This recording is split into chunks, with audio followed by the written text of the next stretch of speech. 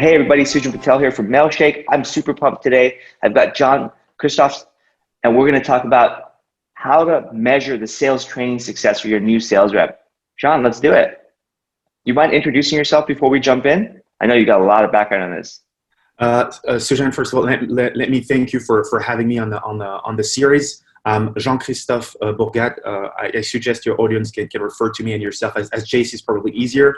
So I co-founded 360 Learning 6 years ago. We are a collaborative learning platform, and we've been fortunate to experience a lot of growth in the past 6 years. And I've been positioned in a sales leadership role from the get-go, which means that I've onboarded more than 100 reps, AEs, SDRs, account managers in my experience at 360 Learning. So looking forward to discuss these topics with you and your audience, Sujan.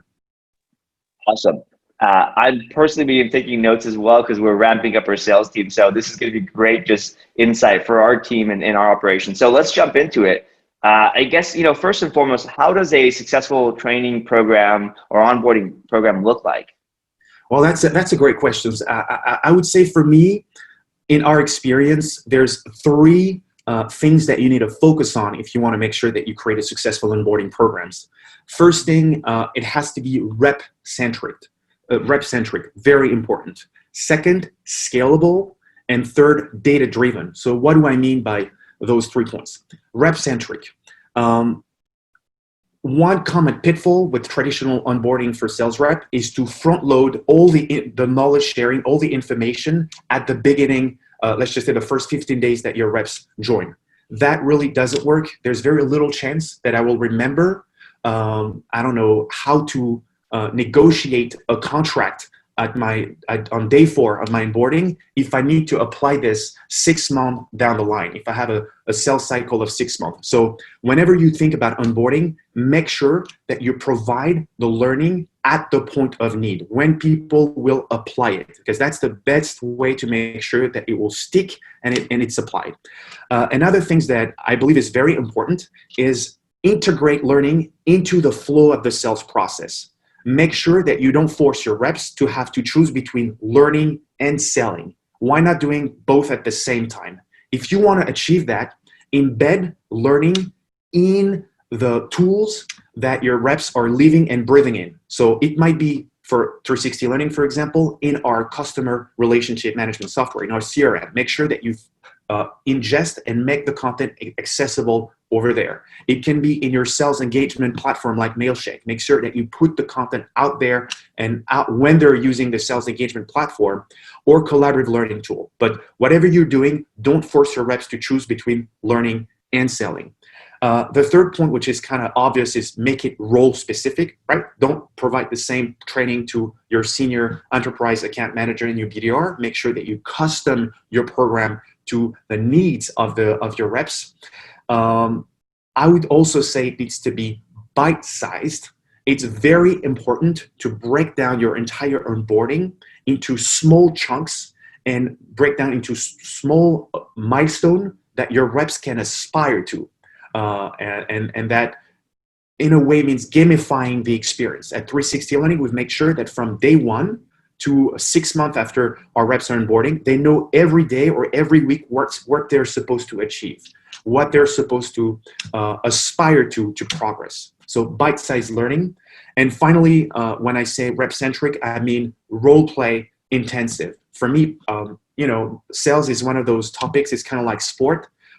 You might learn the theory forever. I can learn the theory of shooting 3 points forever.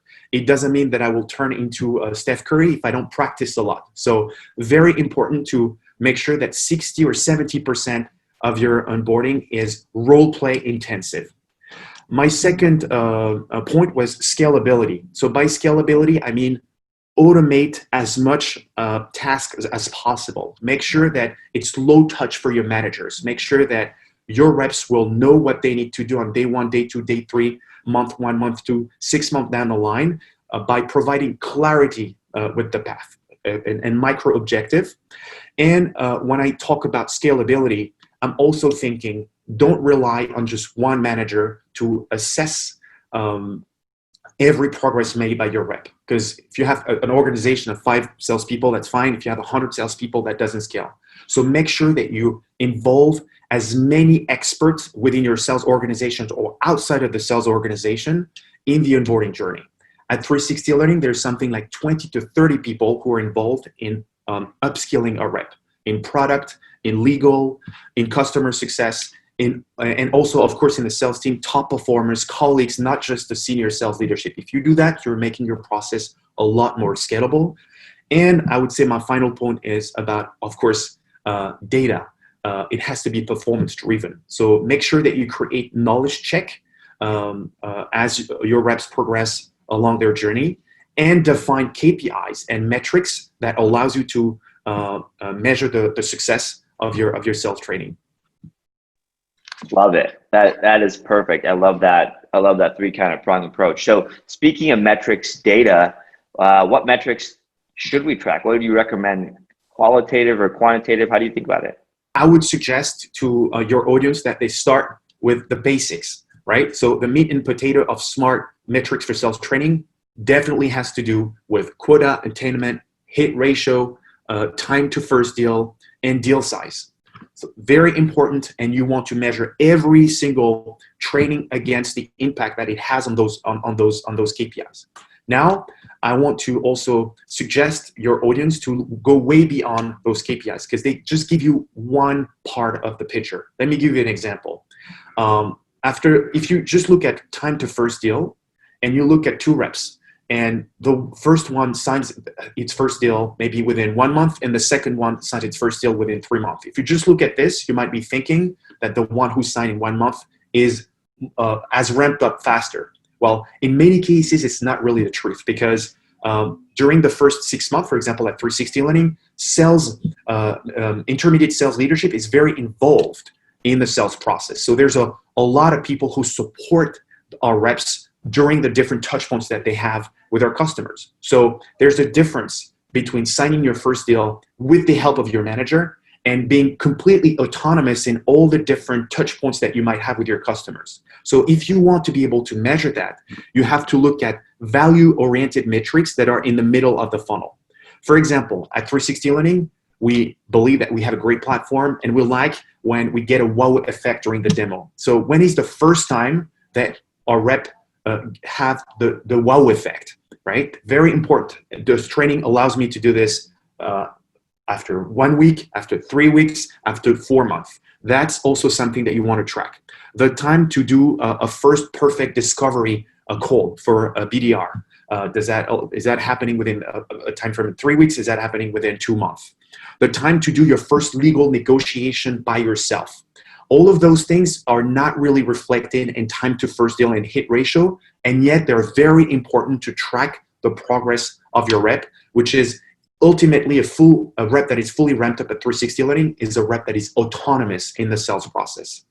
And the last thing that I wanted to point out to your audience is also value-oriented metrics, but for other teams, right?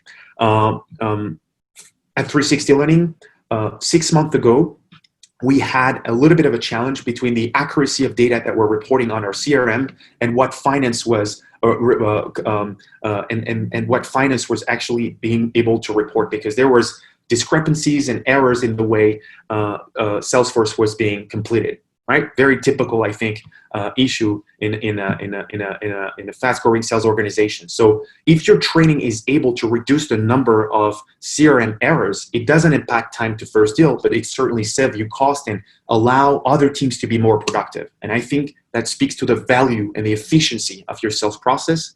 And we can think also for marketing, for instance, if you do a great social selling program and it translates into all of your sales organization posting on LinkedIn, sharing thought leadership, it's not reflected on time to first deal immediately, but still you're creating a lot of value for the organization. So those are also metrics that I suggest that you would use on top of the traditional hit ratio, time to first deal, deal size, quota attainment that people usually look after. Love it. Love it. That's a lot. I think that helps kind of set the frame of how to look at kind of the metrics once you track. But every business is different. Mine is different than yours. We're both in SaaS, but essentially very different. Maybe sales processes, size, and whatnot. how do you recommend somebody identifies metrics for their own business? Like, how do I know what metrics are right for me? Great question, Sujan. I think the first thing that you have to do is break down your entire sales process. You really have to understand what are some of the reasons you win, what are some of the reasons you lose, what are the different roadblocks that you experience at every step, micro step in your funnel, and based on that, come up with the best metrics. So there might be certain organizations where being great at demoing the product is a skills that you want your reps to have. There might be other organizations where it's the pre-sales team that needs to have the sales skills. So there's no need to apply the same kind of framework to everybody. The key in my experience is looking closely at your sales funnel, breaking it down, and define what metrics you think allows, you have to have this funnel view, allows you to move forward in the funnel. Love it. That's great. I think that helps me kind of now think about how I'm going to do it. I'm going to do this, by the way, when I get back after this interview. I'm going to go set up the whole onboarding process with our sales manager. All right. So a couple of things I want to dive into. So let's take kind of a few qualitative and quantitative metrics you mentioned and walk through, what you can do to put in place during, kind of before, during, and during the training to measure the impact. So maybe we talk about like objection handling, and then what do you do, before training, during, and after? How does that work?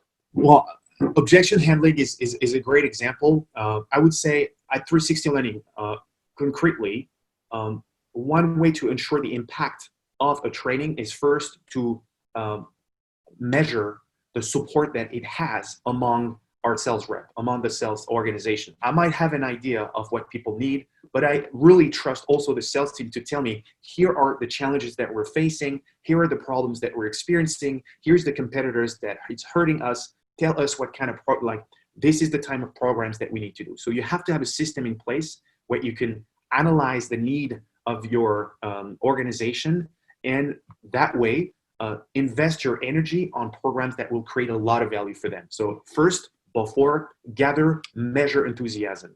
And there's a lot of system, including the 360 Learning platform, that allows you to do so, to be able to track and gather the support from the reps.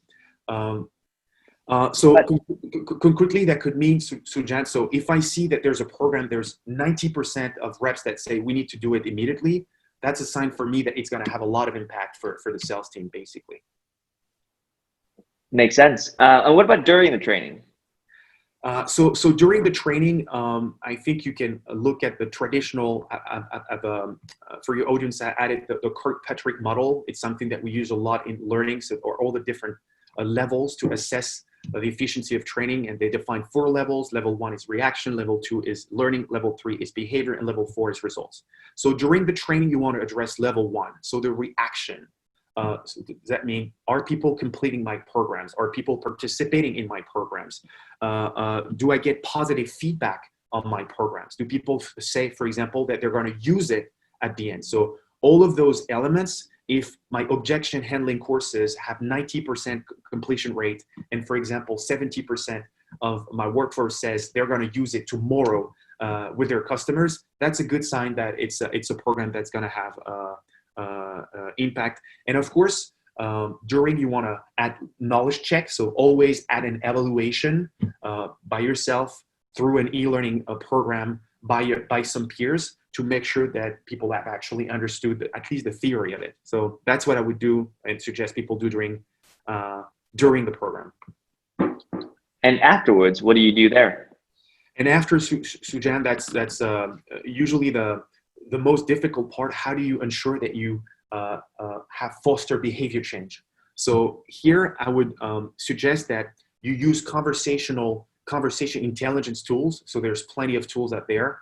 I don't know if I can name a few, but I've had the chance to work with Gong, for example, or Course. And for us, it's been instrumental in being able to say, okay, objection handling, here's the theory, but now our people are using that, and how often are they using that in the real world, in the real conversation that they're having with their customers? So I invite all sales leaders to have a system in place where they can track and measure the number of times the behavior has been exhibited by reps. And that allows us to get to Kirkpatrick level 3, so foster behavior change.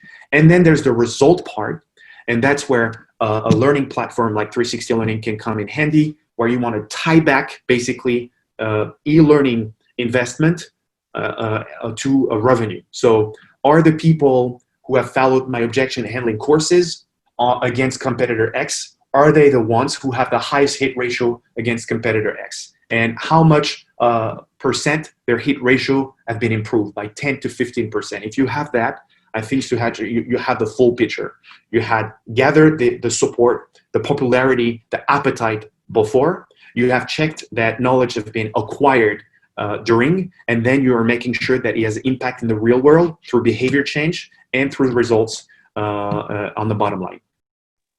Love it. So just to make sure I understand, so you said Gong course for kind of conversational intelligence, obviously 360 Learning for the sales training, and also just communication with the CRM, right? So you guys integrate with Salesforce and whatnot.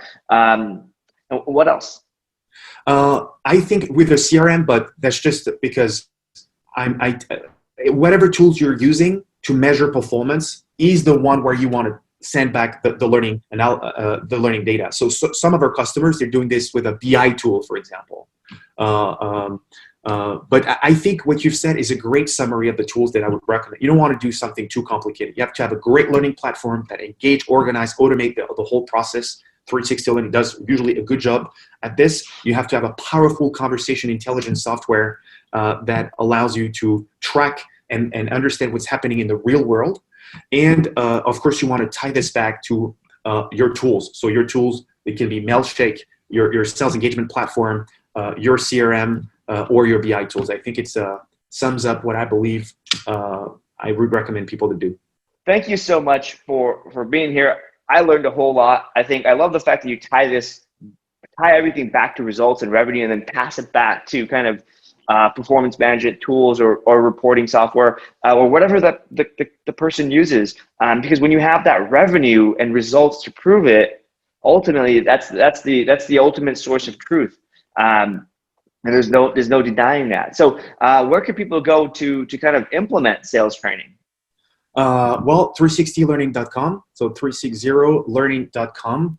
And yeah, we'll be very happy to have people test the system or answer any questions that they might have. Or if there's some of your members of your audience that want to reach out to me directly on my LinkedIn, Jean-Christophe Bourgade, I'm very happy to talk anything related to sales training and KPIs. Love it. Thanks again. Thanks, Jean.